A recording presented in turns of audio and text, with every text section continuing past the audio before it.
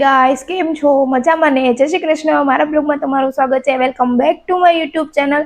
આજે 15 તારીખ થઈ ગઈ છે. શરૂ કરી દીધો છે સવારના પોરમાં ને સવારે 6 સમથિંગ જાગી ગઈ છું. પછી નાઈ ધોઈને ફ્રેશ થઈ ગઈ, જમી લીધું, સવારનો નાસ્તો કરી લીધો અને હવે અત્યારનું કામ પણ ચાલે છે. અને હું સાથે ચોકલેટ પણ ખાઉં છું, કેમ કે કામ કરતા કરતા છે ને ચોકલેટ બહુ મજા આવે ખાવાની.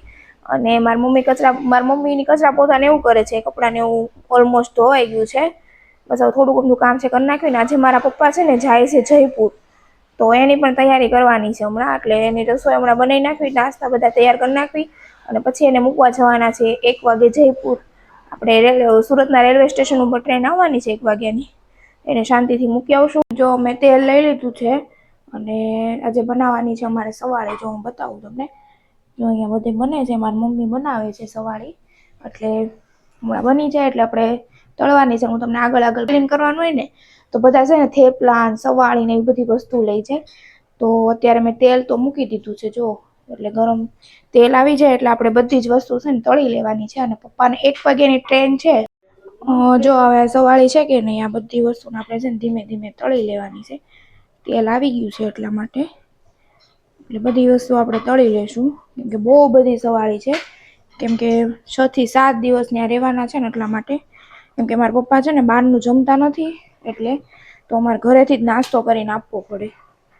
એટલે કંઈ નહીં, ચાલો હવે આપણે છે ને બધી વસ્તુ તળી નાખીને હમણાં બતાવું કે તળાય ને ત્યારે કેવી લાગે છે, એમ ફૂલે છે કે નહીં. એમ બહુ જ મસ્ત થશે અને ટેસ્ટી પણ બહુ. એવું તમે પણ એક વખત તમે જો મને કહેશો ને કે રેસીપી આપો આની, તો જરૂરથી એક વખત હું તમને છે ને રેસીપી આપું.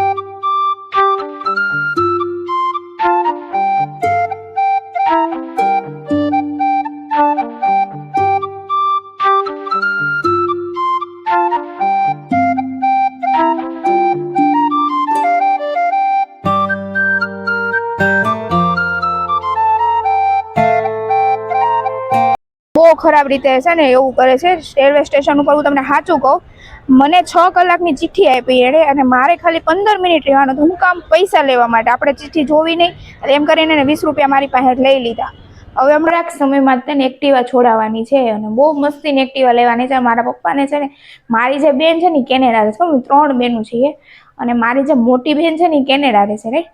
તો એ છે ને મારા પપ્પાને સરપ્રાઈઝ આપવાની છે. મળવું જો સ્કૂલેથી આવી ગયો છે ને, જો એ જમે છે, ચા ને બિસ્કીટ ને એવું ખાય છે.